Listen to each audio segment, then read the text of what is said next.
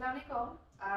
Hari ni kita nak buat tutorial nak buat, kita boleh panggil dia hantaran kalis baju bawang, ataupun actually saya sebenarnya hari ni saya nak sediakan hadiah untuk dekat jabatan kami ada 2 orang pencen. Jadi sebenarnya nak balut hadiah tu. So saya mencari idea hari ni dengan apakah cara yang paling nampak simple tapi nampak best, nampak mewah.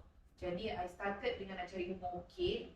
So cari idea apa lagi nak buat. So dapat idea dia tunjuklah buat hantaran kalis bawang ni. Jadi dia pakai kain dengan pakai ilmu ukit ni. Alright, so bahan dia 2 ni je. Alright, cost dia pun satu bahan ni dalam RM32. Sebab yang ini kainnya adalah 1.5 meters dan juga bunga ni lah. Okay, so dia sebenarnya ikut pilihan bajet masing-masing. Sebab macam bunga ni saya ambil kualiti cantik lah, nampak real sikit. So dia mahal sikit lah. So sebenarnya boleh bajet sendiri nak pakai macam mana. Jadi kita nak buat yang macam ni. Ini antara yang dah siap. Okay, saya memang tak ada nak pakai kotak ke, nak pakai apa. Sebenarnya kita nak bungkus buku. Okay, nak bungkus buku. Jadi inilah hasilnya.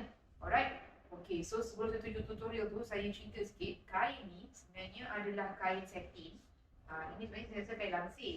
So saya ambil one deep colour sebab kita nak matchkan dengan the flower kan. Okay, so kain ni sebenarnya kain bidang 60. Okay, so dia sebenarnya bidang 60. Saya beli sebab saya dapat 2, so saya beli 3 meter. So 60 ni sebenarnya 5 kaki, lebih kurang 5 kaki. Alright, jadi 1.5 kalau 3 meter bahan tidur 1.5 meter. So 1.5 meter ni lebih kurang 5 kaki jugalah. So kain ni lebih kurang square jugalah sebenarnya. So dia lebih kurang square. So saya dapat 1.5 meters kali 1.5 meters. Alright, so kain ni actually bila kita nak buat benda ni memang best sangat kalau you punya balutan ni kain ni besar. Jadi sebenarnya senang nak membalut. Alright, okay, and then kita nak tunjuk sebenarnya bila saya buat ni. Okay, nampak tak ni? Saya buat ni jahit tepi ni. Saya buat jahit tepi halus. Ni kita sebab nak bagi orang kan. So saya tak nak lah kain-kain kita cari-cari. Jadi saya buatkan itu yang dia jadi harga RM70 tu sebab kita ada campur dengan buat jahit tepi. Plus yelah dia nak bagi orang, selalunya kita nak wastage. Jadi dia boleh buat lapik meja lepas ni. So taklah membazir. Jadi jom kita tengok macam mana nak buat. Alright.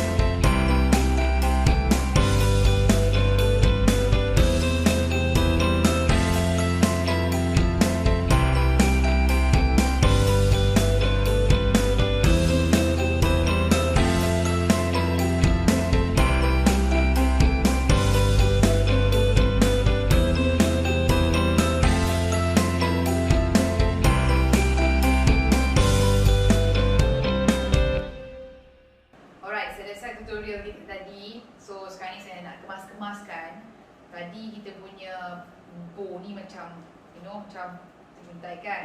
Kalau you don't like this, sebenarnya boleh lagi anti sorok. So sebab tu ikat tu kena kuat.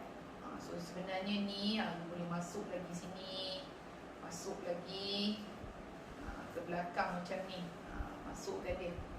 So by right boleh sorok-sorok banyak. So the knot tu jadi satu lah, jadi kemas. Jadi ini hasilnya. Alright. So kalau dia ikut bergantung pada apa yang upload yang you nak. Kalau you nak nampak dia AG ke apa ke, memang berkotak lah. Tapi yang ini sebab kita nak simple, balut buku macam tu je. Jadi inilah hasilnya pada hari ini. Alright. Okay, sekian tutorial saya pada hari ini. Bye.